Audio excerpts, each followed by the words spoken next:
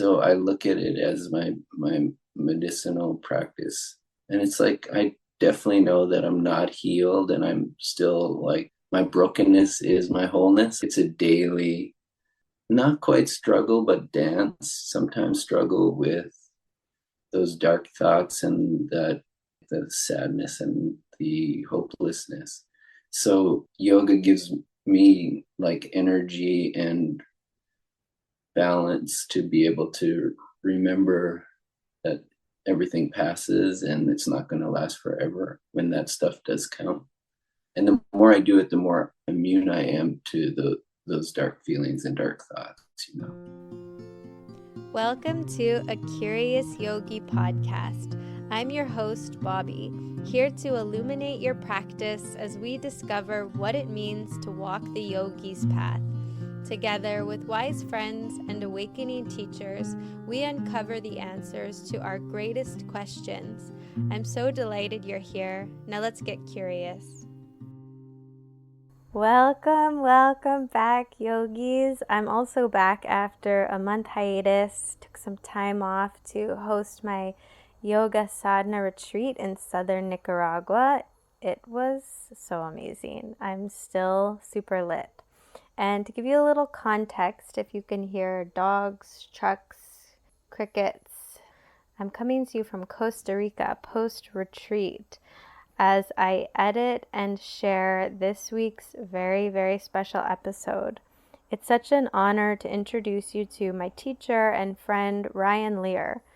Ryan is a globally known yoga ambassador, leader of the One Yoga community, founder of the nonprofit initiative Vinyasa Yoga for the youth, and devoted student of the Krishnamacharya lineage, of which he has studied extensively with many of the most revered teachers in the modern history of yoga. He's also a father, partner, and friend to many around the world. Mental health challenges have recently altered Ryan's life and practice. This intense period of darkness has ignited in him a renewed relationship and passion for sharing the profound healing power of yoga. In this heartfelt conversation, Ryan shares his struggles, his triumphs, and his deep wisdom learned through lived experience. With humility and grace, Ryan sweetly reminds us of all the ways we can move forward from the most difficult of times. Please listen, share, and continue to spread awareness of mental health illness and how it affects all communities, yoga included. I'd also like to preface this episode with a trigger warning, as there is multiple mention of suicidal thoughts and ideations. If you or someone you know is suffering with mental health and concerned with suicidal ideations, please know that help is available to you. I've listed some professional resources available to Canadians in the show notes, and if you're not in Canada, please reach out for professional help in your local community and to your loved ones. You are not alone. Let's let Ryan's story be a beacon of hope and a reminder there is a way out. Here's our conversation. Yeah, I'll just start by welcoming you to the podcast. You've definitely been someone that I started this podcast like about a year and a half ago that was like dream guests, like who do I want to have a like deep, intimate conversation with? And Ryan was always like high up on that list. So I'm so honored and just delighted to spend this time with you, and want to start by really, really appreciating you. And you're such a model and deep inspiration to a lot of people, and myself included. So just start with that real appreciation for you. Thanks for being here. Oh, thank you, Bobby. Those are very kind words, and I'm honored to be here as well. Thanks for inviting me. I'm stoked to get into it. I love talking about yoga, and it would be nice to get to know you a bit. Yeah, exactly. That's like something I feel with this podcast that has been like such a blessing in my life. I get so lit after these conversations just to meet with beings who are also on this path, who are also deeply curious about what it means to be human, what it means to be a yogi, all these questions. So it's like, it's kind of a selfish project that I've taken on because I get so much from it too. Amazing. It's funny, last week I was talking to one of my teachers, Danny Paradise, really magical man, and I wanted to interview him. I was like, I need to start doing this. So I hear you, and I feel this like I want to create some of this in my life too. So this is a good lift off for me. Totally. Like that's what inspired me to start having these conversations and sharing them because I mean, I think we'll probably get into this, but like somehow I've met so many people that are on this yogic path or even like exploring spirituality, and it can be so isolating. I always grew up like feeling kind of like a weirdo, and then suddenly when I met my yoga community, I was like, these are my people. But that like interim, it can be so lonely. And so now we have technology like this where maybe someone can tune into this conversation and be like, oh my gosh, Ryan Leier, you're such inspiration. Come to One Yoga, join the 40 days. And suddenly they have their communities. We have these like little technological weapons that we can use to connect us. It's great. Right on. Yeah, I like you saying technological weapons. It's like I've been reflecting lately, like spending so much time on Instagram as I've kind of um, ignited my career or my dharma and the studios. So I'm like, wow, this can be a tool I can use to create community and to share fun, beautiful, deep, whatever things I can come up with. But it also can take so much energy and like take me out of my practice. So I haven't seen that side of this though. This is really good to connect virtually. I'm surprised, actually. It surprises me over and over how connected we can be, like just through a screen. Mm-hmm. Yeah, I totally agree. And actually, I think that's like a good kind of starting off point for our conversation, like talking about the power of Instagram. And I know you've just shared and come back online recently with so much vulnerability and courage and inspiration. Like I'm sure you got such a big response when you came back online and shared about your mental health challenges. And I just think that is such an important conversation that to be had. Like there's this maybe false illusion or idea, like a master yogi or someone as well known as you, like wouldn't suffer, but actually we all suffer. And I loved the way in which you came back online. So maybe we could just start our conversation by you shedding some light onto your journey and where you've been and how you came to this moment, you know? Yeah, thank you. Yeah, I posted, go onto Instagram, y'all, and check out my post. I put a lot of time and energy into it, and my amazing partner helped me to communicate as clearly as I could at that time, like what my journey has been. And so, long story short, spent my probably from like 7 years old to 47, I think I am. I sometimes forget my age, 47 years old, dealing with anxiety at the beginning. And then it became like by the university days, depression. And so it was like a reoccurring thing. And I had coping mechanisms to deal with it and to pull myself out. And so at the beginning, it was sports. Like I could give myself to hockey until I was 11. Then I got into basketball and played like pretty much every day. Well, that's an exaggeration, but it was on my mind, or I practiced like till I was 27 as a hobby and as a career. So I used sports to get myself back straight.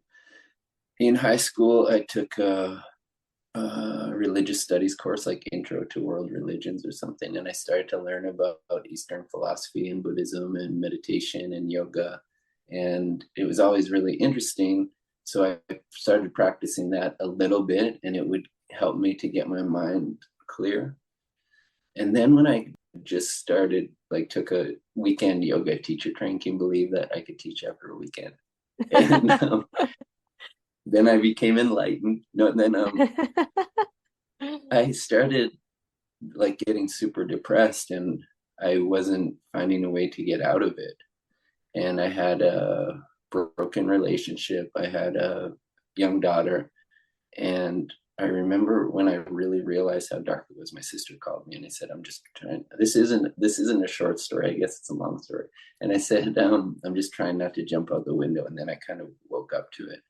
And thankfully around that time, my friend got me into yoga classes. And so I went to this workshop with a senior Iyengar teacher. We did all these back bends, and it was like something happened on that weekend. And I must have cried for 45 minutes after these intense back bends. And I didn't really know what it was, but I felt this healing, like something had started to move towards healing from the mental stuff, like from the depression. And so I gave yoga a chance, and it became my coping mechanism till I was 47. And over the years, I would go to it and it would bring me out. And then like 3 years ago, at the beginning of COVID, I loved being isolated and doing my practice every day and being with my daughter at home. And then after a few months, it just got super dark, and I lost the yoga studios over that time. I lost my connection to the outside world because I used to just travel around and be at studios and be able to connect. And I went super dark and I couldn't get out. And eventually, like, my parents came to take care of me, and I went through all of these different modalities to try to get my mind right, like all kinds of electroshock therapy, ketamine therapy, TMS, like everything I could, and I couldn't get out of it. And I just was praying every night that I would not wake up. And this is backwards. Another thing that got me out was having my daughter. And so she's the link, the 21-year-old Kaya, she's the link to keep me going. So I would never do anything because I have her, thankfully. So I ended up going to a treatment center for depression. My ex-girlfriend, who's amazing, put together 3 of my friends who have a whole bunch of money and are very kind, and they sent me to this 2-month healing center for mental health. And it's also for addictions and alcoholism. And it's on this sacred mountain to the indigenous Saanich people. And I just was pretty hopeless. I met my partner a couple months before I decided, with her encouragement, to go to this center. And I just dove in and decided that I would do whatever they told me, do all the work. And I decided to recommit to my yoga practice, pranayama, meditation, kriyas. And since that day, I haven't given up my practices. And it was also in the nature. So I'd go outside for like usually 40-minute walk or up to 2 hours. I do all my practices, have a cold shower, I do my journaling, and then I do all the CBT and trauma healing stuff. And it's that daily discipline, I believe, that really started to turn the tide and to get my mind going in a positive direction rather than towards darkness. Wow. Just hearing you speak is, in one, really inspiring to hear that you can step from that darkness, from that real depth of like loss of community, feeling of suffering and isolation, to then step towards the light, which I think, a lot of people, when we're in that frame, to get from the darkness over into that space of healing and community and opening is such a huge leap. And I think something that's interesting about what you shared about your story is how yoga was your coping mechanism for so long, and then in that deep dark time it fell away, and then how you came back to the yoga. And before you described yoga as your coping mechanism, would you say that now that you've come back to your daily practice, is it coping mechanism? Is it like healing tool? Like, how has your view or your experience of your practice shifted in this time? Yeah, thank you. Probably has gone more to, and I would say the quote, one of my teachers said, yoga is mind medicine. So I look at it as my medicinal practice, like to, and it's like I definitely know that I'm not healed, and I'm still like my brokenness is my wholeness. I still like it's a daily, not quite struggle, but dance. Sometimes struggle with those dark thoughts and that like the sadness and the hopelessness. So yoga gives me like energy and balance to be able to remember that everything passes and it's not going to last forever when that stuff does come. And the more I do it, the more immune I am to those dark feelings and dark thoughts. You got to stay on brand with my green juice. Oh, nice. Green juice in the mason jar. I love it. But yeah, I can totally relate to what you're saying about healing as a wholeness, which I think is something when I came to yoga, it was something that appealed to me as someone that came also to yoga, like feeling very broken and confused and dark. And just this knowledge or this wisdom that actually you are perfect and whole and the essence of your being is already yoga, and that yes, we have the dance of being a human and navigating our individual nervous system and mechanisms with all its nuances and individuality, but like at the essence that like kind of anchorage of the daily practice to just keep remembering, whether it's a good day or a bad day, whatever the mind decides or whatever circumstance decides. It's such a like it's like a grace to have that. No doubt. Thanks for sharing that. I like the remembering, that natural state. Yeah, you have your lineage and your teachers and what shaped you as a teacher. And maybe you can speak to that a little bit, but would you say that your practice has evolved over the years, or even in these last 6 months since you've come back to your practice? Like, how has your yoga practice, your spiritual practice shifted or evolved as you've gone from 7 to 47? Yeah. And one thing I didn't mention when you asked that, I just remembered that I chant every day and sing. And my practice used to be getting on the mat and working, like sweating, doing all the things. And I had a shift when my daughter she was little, doing gymnastics, and I was not into like the competition of it and the competitiveness, so I wasn't super supportive. And like one day she's at a competition, she's probably 9 years old, and I remember it so clearly. I'm like putting my yoga mat out to practice to make sure I do my daily thing, and I'm just like, what am I doing? Like I got to go and be there for my daughter. And I got goosebumps. Probably gonna might make me cry. And I go into the thing and walk and sit down, and she like looks over, and the look on her face was just like. At that moment, I realized my yoga practice wasn't just the asana, and the asana is so powerful, and the pranayama is so powerful, and the meditation is so powerful. But it's like the root of all those practices is my practice. Like I work to try to be kind and to try to be, no, I work to be kind and to be truthful. And of course, I don't always make the mark, but my practice is now like my whole life, not just my mat, although my physical practice is so important, like for my mental and physical health. But my practice is now my life. And a couple of teachers have said like the hardest, most difficult challenge in yoga is to be in relationship and to do the right things in the. Mm-hmm.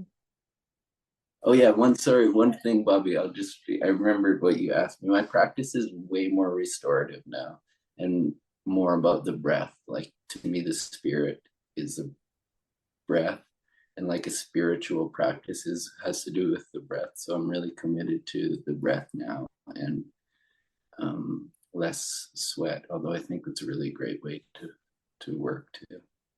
Mm-hmm. Yeah, it's interesting to see like through the phases of our lives, or even like the phases of our week, how we can use the tools of yoga to navigate the waves of life based on where we are and what's in front of us. And I think that's a good point that you made about showing up for your daughter. Like, what does it matter if you can stand on your head for 3 minutes if you're not showing up for your daughter? And I think we can all relate to that, like that anything can kind of become fanatical or like a distraction from doing the work to be in life. And like something that attracted me to One Yoga, like from the very beginning, I think I'd gone to the studio in Vancouver once. Like I live in Alberta, but like reading on the website somewhere or like somewhere something about like the experiencing the oneness of yoga, which in the yoga world we live in,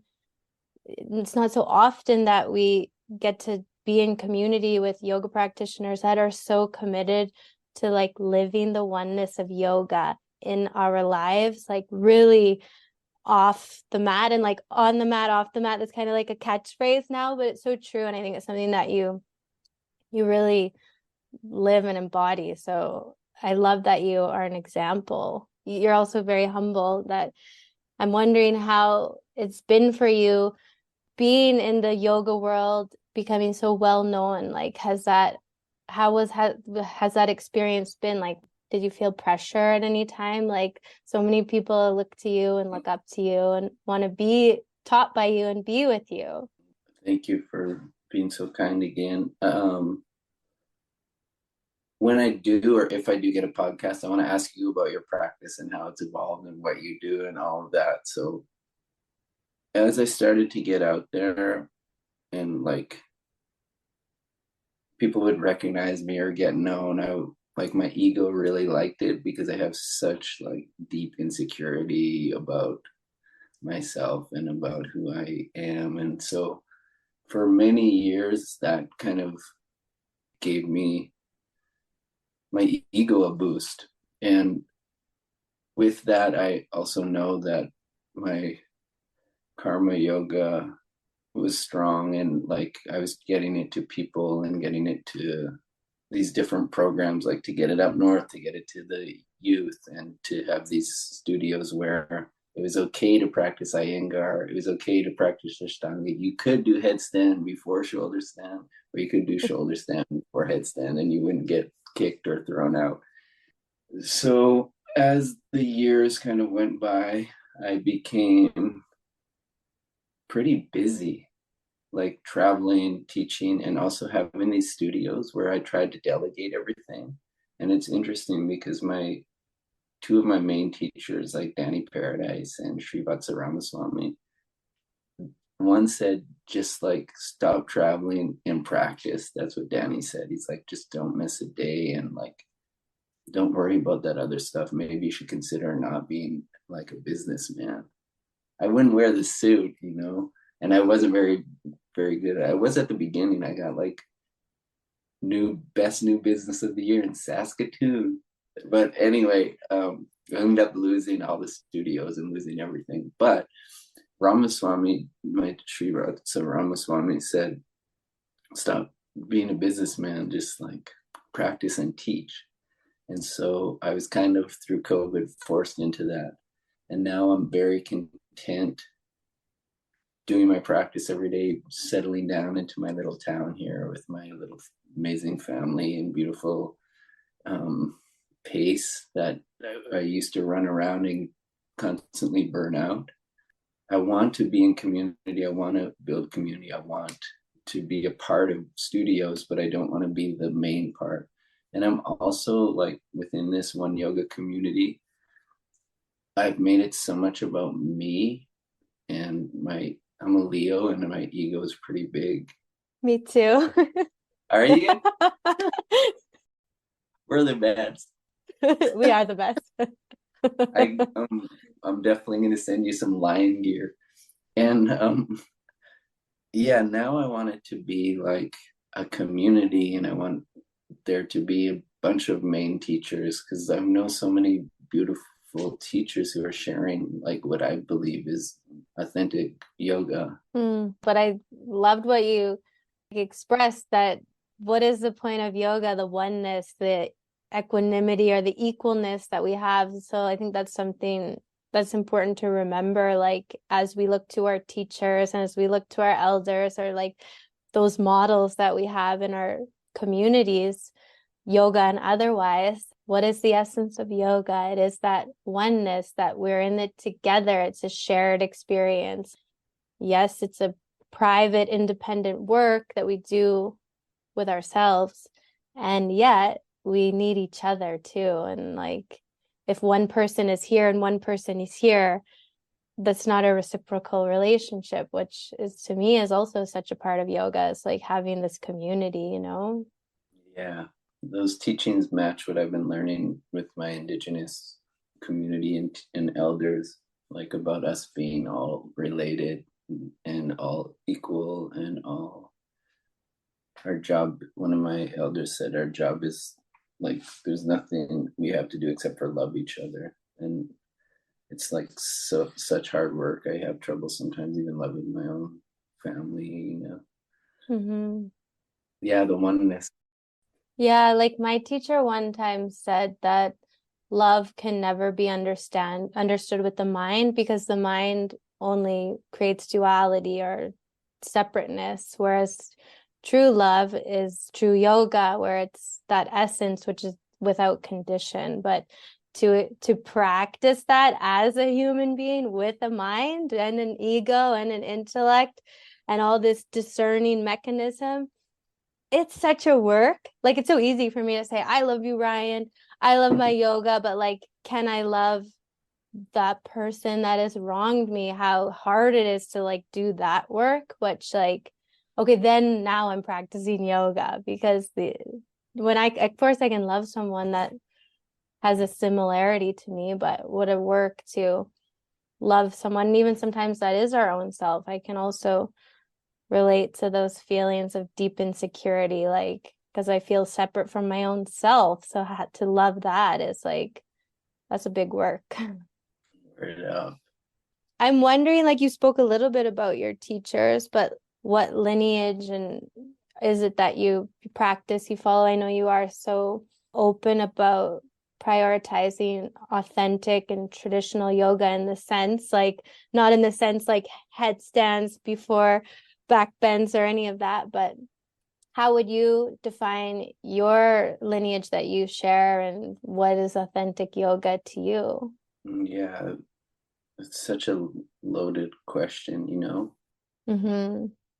I don't really know how far back my lineage actually goes, and I've got a couple streams that I am connected to, like mainly Krishnamacharya and his students, like have brought me to that river. And there's a couple like Babaji, kind of like Kriya yoga lineage, and then I'm the biggest yoga nerd with all these yoga books, so I like have other really influential teachers.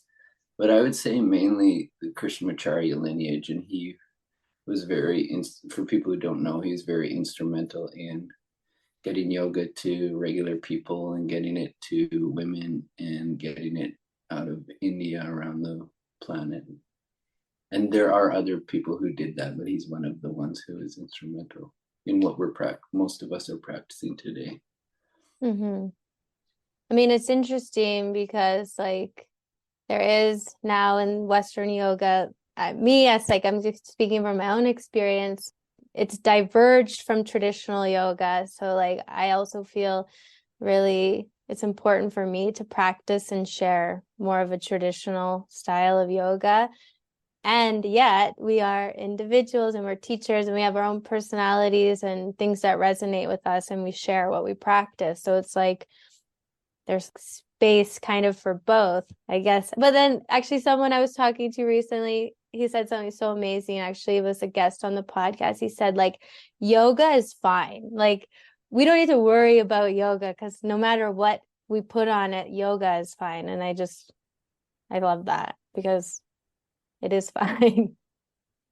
Yeah, word. And I like what you're talking about, and I feel like authenticity is kind of what when you're bringing those things to individualize, it's like there's this thing, this authenticity that for a while I just wanted to repeat what my teacher said and teach exactly, like to keep it intact. And I also realized that the world is changing, and it's like yoga's alive, and it's like a living, to me it's alive and it's a living thing.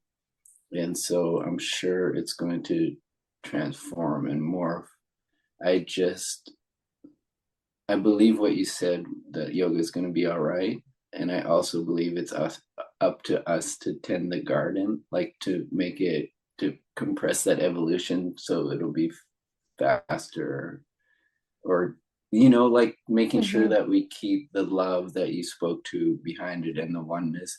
And it doesn't just become about like doing a headstand, although that's all I Mm-hmm. have on my Instagram. I love that stance too. Yeah. But like that, then it also speaks to the accessibility piece. Like yoga is for everybody. Like it doesn't matter if you've been inside a yoga studio. Yoga, as we know, like ancient yoga and in the scriptures, like to do yoga, all you have to do is sit and close your eyes. Like anyone can practice that regardless of your race, your nationality, your age. Like, so I think too, it's important that we keep sharing that, because if someone, especially over here in the West, is like looking to yoga, it might feel not accessible. Like I can't go into a yoga studio and I don't know, like my mom, for example, like I'm like, Mom, you can do yoga. She's like, I am not in shape. I can't do yoga. Like I'll be so nervous and this and that. I'm like, but that's kind of the way. I think that's why it's important that we share and keep it accessible, that like yoga is for everybody. Like the handstands, or I can't do a handstand. The headstands are fun and playing with the handstands, but like really that's just kind of like, the flair that goes on top of it. Like what is yoga really is that deep inner remembering, like we said before, about who am I? Like what does it mean to be human and divine? Like how, that's like what yoga is to me. Me too. Mm-hmm. Before, when you were talking about what you were learning with your elder, or no, I forget what you were saying, but it made me think of this saying that I had heard like a long time ago, maybe like early in my yoga life, but somehow it just like I always remember, and that's freedom in discipline. Like, and I have this like visualization of these two like kind of pillars or walls, and then in between that like life flows, and it feels like that's what the practices and the tools of yoga are, is these kind of like pillars we can rely on, but like also there's a freedom and a flow in that as well. Yeah, I love that. It's interesting. One of my favorite translation commentaries on the Yoga Sutra of Patanjali is by Barbara Miller, and she called the book like yoga a discipline of freedom. And Mm. so I think there's so much to what you just said about the freedom and the discipline and the yin yang and the Sutta Sukha, like the male female, the doing the undoing, the giving the receiving, the pushing the letting go. Yeah, it's such a, I love that idea of the yoga being that middle path, like that the Buddha taught, and that Krishna talks about to Arjuna about equanimity. Mm-hmm. Me too. And that like I also love this visualization of like a pendulum swing. Like a pendulum swings one way and with equal force it swings the other way. And just now when you were speaking, it made me kind of think about this journey that you've been on, how going through this like extremely dark, difficult time, and now you're coming out of it and allowing the light, the pendulum to swing the other way, which actually can bring so much more awareness and evolution for you as an individual, but also for you as a family member and a community member. Would you say that now this, before you spoke about kind of reigniting your career, just coming back into this space of your yoga community, would like what kind of realizations or like illumination has come out of that swing from darkness into the light? I realized how precious the community is and how precious my friendships. And I look at my yoga teachers rather than just putting them on these pedestals as my friends, also my teachers, and I'm very respectful. And then there's my students who I often thought of as my students, but they're my friends too. And so that has become really clear to me how grateful I am for the people who have kind of stuck by me when I went through the darkness, and also the people who have let me be human, because I've made so many mistakes. And there's a lot of people who really did try to take me out and like destroy me. So I realized the kind of the dark side of being like in the spotlight. Mm-hmm. So when you were speaking about like being in the spotlight, being the businessman, having the studios, traveling all over the world, and then during COVID, really losing that all and like having the rug kind of pulled out from under you, would you say that was kind of has been a teaching in itself to lose everything? You went through the darkness, now you're really coming out of that suffering, but is there like a grace in that as well? Totally. It's given me access to understanding more about what so many like people on the planet go through. And as you were saying that, I had a flash. Like I said, my friends who stuck by me, and this would be interesting. I don't know where you're at, because the other day I posted something and I got somebody really upset that I am being a yoga practitioner and teacher and aligning myself with Lululemon. And when I really dropped off the planet and was like probably 2 years of this really not doing anything for Lululemon except the odd event, but that company really stuck by me. And like I lost so much, I went into so much debt losing the studios and not working and stuff, but I had friends who stuck by me, and also that company. I feel like there's a lot of people who are hating Lululemon, and they're definitely not perfect, and there's things that they can do to help the planet, there's things that they can do to make yoga more accessible. But there's also, I just wanted to shout them out because they have kept me able to be, not just have to stay in my parents' house to survive, like to actually be able to keep moving forward. And they kept me on as a global ambassador through all that when I wasn't doing anything for them. And the only thing I would get from them is like, how are you? Is there anything we can do to help you? Mm-hmm.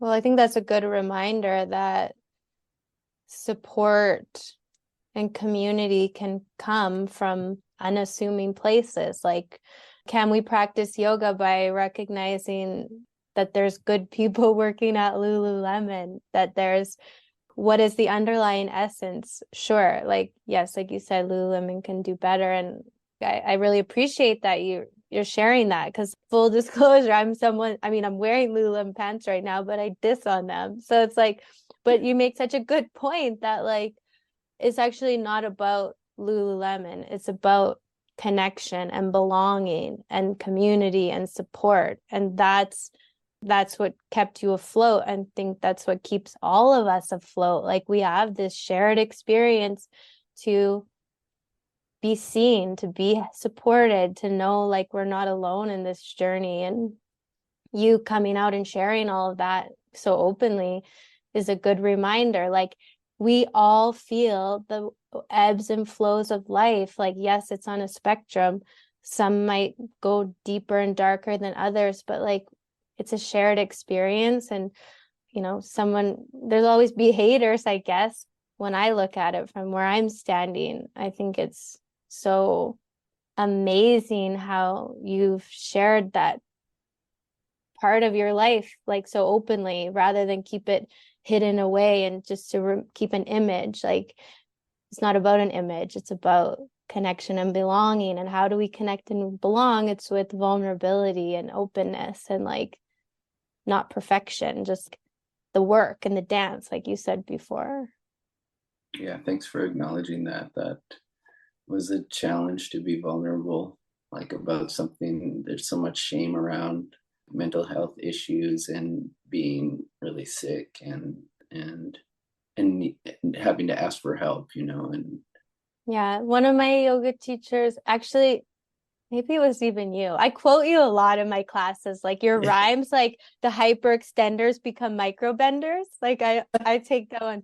Maybe it was you, maybe someone else said like about using props and support in our yoga practice actually speaks to like the most advanced yoga practitioner, because of the humility that it takes to lean on something or someone. Like that actually speaks to the evolution of the being that says, I need support, I need help. Where can I turn to ask for that without fear of being shamed or judged? beautiful. I don't believe that was me. I like it. Yeah, and we're not getting any younger. Eventually we'll probably have to uh, use those props. Now I'm like, I don't do a practice without the couch or a bed or blocks or a bolster or a strap. I don't remember the last time I did. Mhm. Yeah, and like in the same way, when was the last time you went through a hard time without leaning on someone's shoulder or crying to a friend? Like, when does yoga really serve us? When we're like all high and having the best day ever on the lake or whatever, or like, does yoga really serve us when we're in those dark times? Like, and I know maybe you can speak a little bit to this, how you shared that your yoga practice did drop off at a certain time. I mean, that's also okay. Like, but when it falls away, to not make oneself wrong for that. Did you have that experience when you let your practice, or your practice just wasn't there with you in that certain time? Like, Yeah, I didn't feel like worthy of teaching because I wasn't practicing. Um, did I make myself wrong for that? I think so. I think it was, I believe I did. I'm not quite sure, but I know like I would try to get back to it, but nothing would change. So I would give up on it. And I thought that I'd beyond saving, like that I would never practice or teach again. But I don't know. I think I made myself wrong more than not practicing wrong. I'm not quite sure. mm-hmm. Something you said at the beginning about how the longer you practice, the kind of more resilience or immunity one gains within themselves. Like when you did decide to come back, is like riding a bike, the practices, the techniques, you've got your sadhana toolkit there. When you're ready to like open the what is it called? What does a carpenter have? Like a toolbox. You were ready to open the toolbox and get back to work. It was there waiting for you. I think that's something too that's so amazing to remember. Every day that we practice, it's like putting money into the karmic bank. This may not serve me today, but it might serve me in 5 years. Yeah, word up. It's yeah, we are building up that bank account. I I feel like it's related. One thing I do want to share is when I was trying to get myself out, I went like to an intense Iyengar. Father Joe Pereira, it's like 45 years with Iyengar teacher. Amazing, amazing teacher, like Mother Teresa and Iyengar, or he calls him his Eden Pingala, and Jesus is his Shishumna, but he's a priest who calls God She. Like it's pretty interesting. Anyway, he's a really strong teacher, and we did these intense practices every morning. And so this is when I was really sick. I went and I did it, and then I went home and practiced, like it was about an hour each morning, 45 minutes to an hour, like really intense poses. And I did it around 20 days. And after the 20th day or whatever day it was, I'm just like, this, I still feel like I don't want to be here. this isn't working, it's not going to work. And I left it. And then when I went to the treatment center on the first day, I said, I'm going to do 3 poses each day. And then very soon it turned into like 30 poses each day, or, and then it became harder not to practice than to practice, which is a good sign for me when it's like that energy is flowing in that direction, or that groove is made, Starting back with 3 poses a day. That's also such a good teaching, or like effective reminder of the power of simplicity. Like, I think too, modern postural yoga is kind of like, it is a kind of a gymnastics kind of focused, body focused thing. And like, we don't need to do an hour and a half asana class every day to practice yoga. Like 3 poses a day, and then how that can build. Like, I read the book Atomic Habits and just recently, and I thought it was like, this is so applicable for sadhana, our daily practice. Like, master the art of showing up, and like the positive feedback loop in your brain, just by like, okay, I can do 3 asanas, or I can do 2 minutes of pranayama, and how that can slowly build those habits, either from the beginning or to reintroduce deeper, longer practice into our lives. That's such a good teaching to remember too. Yeah, and within that, what you just said, keep showing up. That's what Danny, my partner, was saying to me when I was just starting to get into programming and treatment, and when it was really hard, she just keep showing up, every day, just show up, and eventually it's going to work. And when I was like super, I hope it doesn't trigger anybody, but really suicidal and like in the dark, she was just like, just keep waking up and keep showing up. This is going to pass. And I know it is. And I was like, it's not, like I'm stuck here. And she's like, no, just her mantra was basically keep showing up. Beautiful. And also probably the power that it had on you to have her keep showing up, again, like such a reminder, like, we're not in this alone. Like, to feel isolated and alone is such a hard place to be in. And I think for anybody listening that is going through a hard time or does feel isolated, it is, again, just such a good reminder to like reach out. Like, there is somebody there that will keep showing up for you, so that you can feel supported to keep showing up. We could all probably just close our eyes, and it's like you have that person or those 1 or 2 people like that could possibly be that for you. So props to Danny. Yeah. Yeah, it was interesting. I felt so unlovable, and so it was nice to have someone who just loved me, even though I was in this like horrible dark place. It was like just getting someone that actually loves you. Just like my parents were very loving and supportive, my daughter was, but this was a little bit different. It like gave me a different, like, that somebody outside my family could actually love me just as I am. Because of like I take my, I don't want to downplay the importance of like my parents and my daughter and some of my dear friends, But I had a good team of people who stuck by me. Like, man, Bobby, I was like at my parents' home. Like, they came to take care of me, and then I ended up moving with them and putting all my stuff in storage still on the prairies.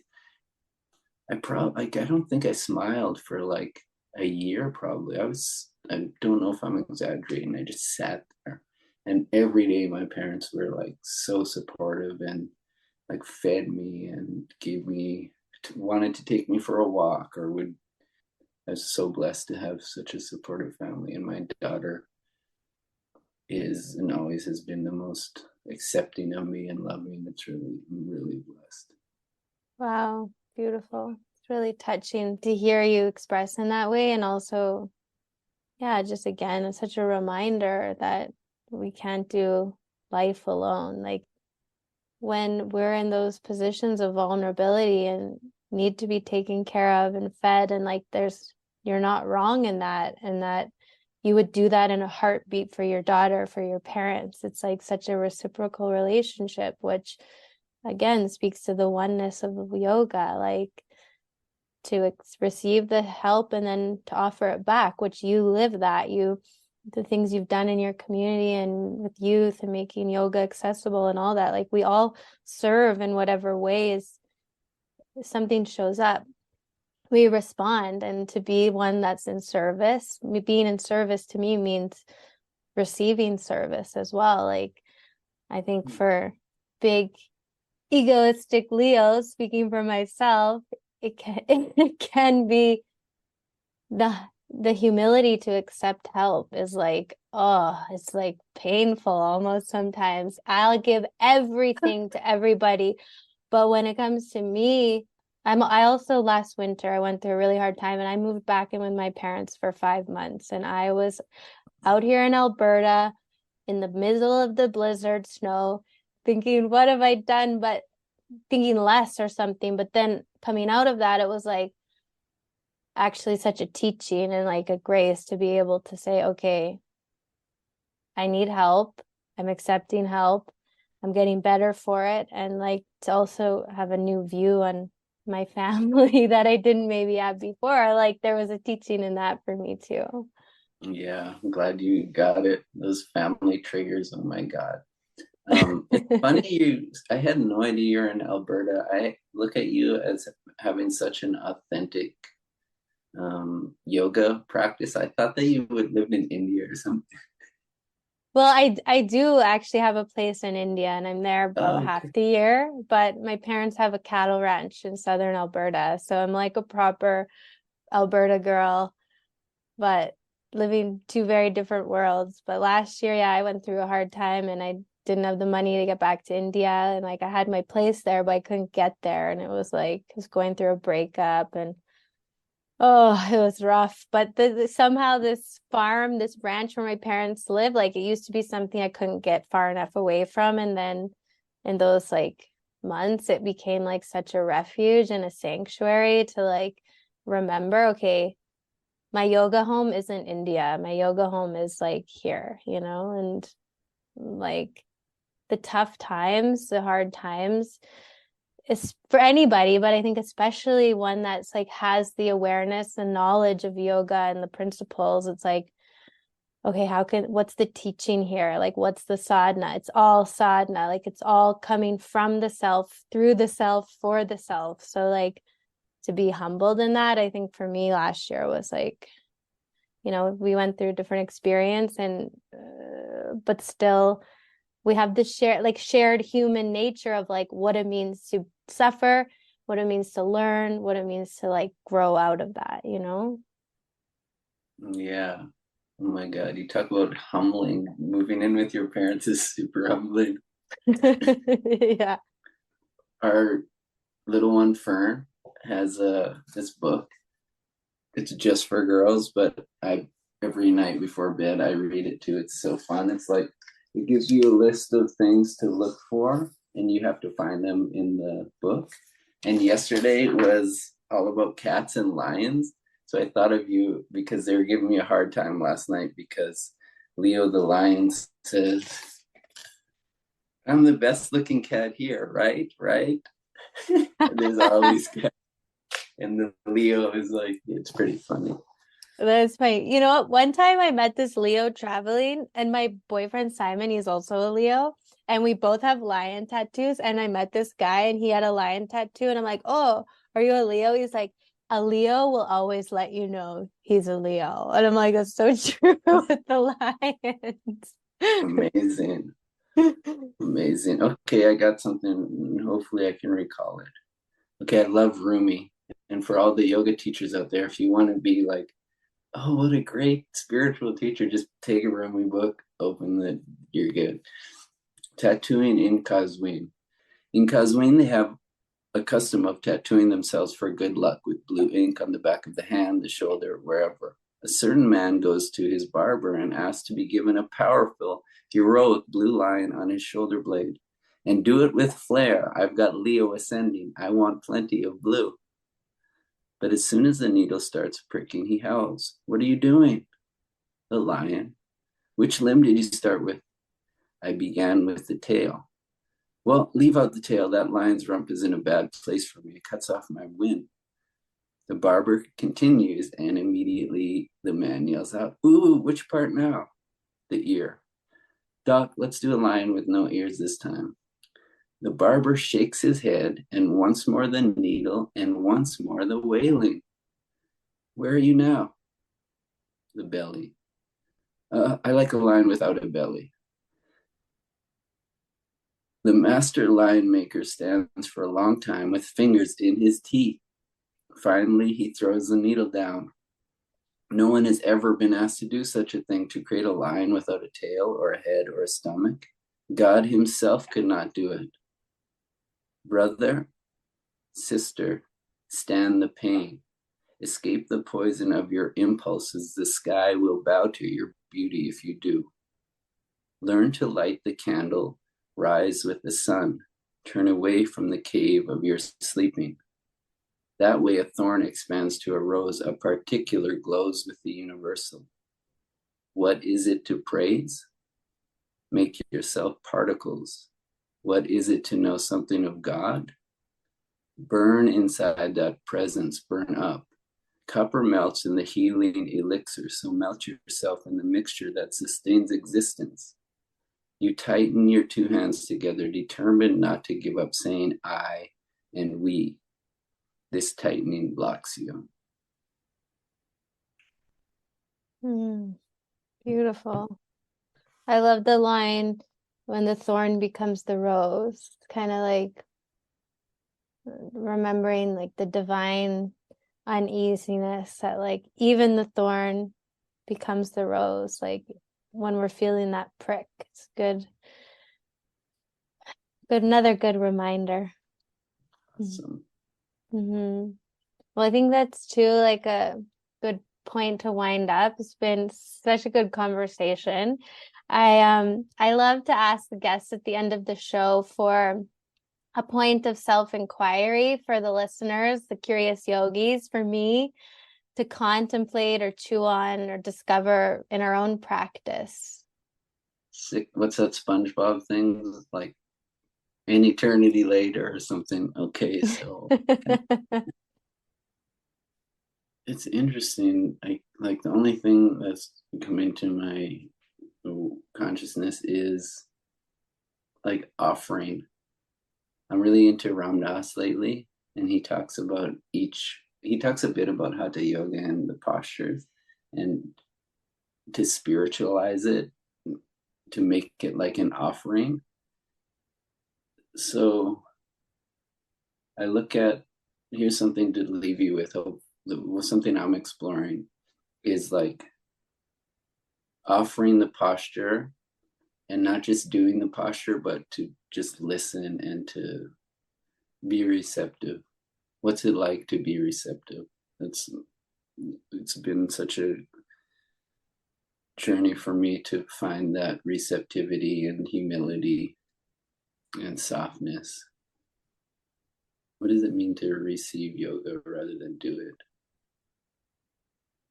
Nice. That's beautiful. And kind of also made me think of what we were talking about before, how like yoga is alive and living. And in that sense, like if we're just open to receiving it, it will come. Like you take one step towards, there's the saying also in the scriptures, take one step towards guru takes 1,000 steps towards you. So if we're just open to experiencing yoga and to receiving the benefits and the brilliance it brings into our life and the spaciousness, like I'd say we're doing yoga. Amazing. Yeah. Well, also, if you want to share, like I know the 40 days is coming up, but is there anything you want to share with the listeners where we can practice with you? Mid-October, the 40 days sadhana starts. I'm going to add an online class in the next while, like weekly. And right now I'm on Fridays with one of the incredible yogis you interviewed, Peter Elmis, at One Yoga North Van. That's it. Those are the things. Look, you can find whatever I'm doing on Instagram or my website. So it's Cool. linkable on Instagram. If you don't have Instagram, Facebook, or just Google. But yeah, I'm trying to get back to live online classes, and the 40 days will be amazing. Mm-hmm. Yeah, I love the 40 days. It's gonna be great. Probably edit this episode in a few weeks. I think it's gonna be really well received. I know you have so many people that love you and will definitely get lit up from this conversation. So thanks for being with me today, Ryan. I really, really love and appreciate you and everything you stand for. It's gives me like so much hope and inspiration for like what kind of yoga we can share and over here in the West. Well, thank you so much, Bobby. When I think of you, I think about an embodiment of the practice. So thanks for being so, I'm sure, diligent and with your practice and with your seeking of the oneness. Before you go, I want to tell you a story just because you're into lions. And the lion of Pune, Iyengar, when I was out Mm-hmm. there, I was watching him teach a class, and he was teaching Garudasana, and Mm-hmm. he's trying to get this specific action. And so the man is not the most humble man on the planet. Okay. And so he's trying to get people to wasn't the most humble man on the planet, but such a force of nature. Oh my goodness, what an energy. Anyway, he's teaching this Garudasana, asked people to go against the wall. And then everybody but one person went against the wall to use it. And he's like, one of his longtime students, and he just starts yelling at her. And he's like, "You don't think you need to use the wall? You think you're a senior teacher? You should learn from Judy. She's using the wall and she's your student." He said, and this is when he got humble, he said, "I'm a junior teacher, but I'm a senior learner, and that's why I can teach you." And I can't believe he called himself a junior teacher after teaching for, I don't know, 75 years, probably. A junior Wow. teacher, but a senior learner. I love that. I'm definitely gonna take that one. I'm a junior teacher and probably a junior learner too in perspective, but I'll take that one with me. I'll put it in the Ryan Leier one-liners that I've got. What other one do you use that I use? The pose begins with the toes. Like I'm sharing your message all around with these great rhymes. They're good. Amazing. I got another one for you from Iyengar. I used to play, but now I stay. Nice. Used to play, but now I stay. Yeah, that's a good one also when we want to not stay in the posture or in the seat, that's for sure. Yeah, really appreciate you. Yeah, you too. Thank you so much for having me. It's like such an honor to be wanted and to be people respect the work I'm doing. So thank you for letting me share what I love.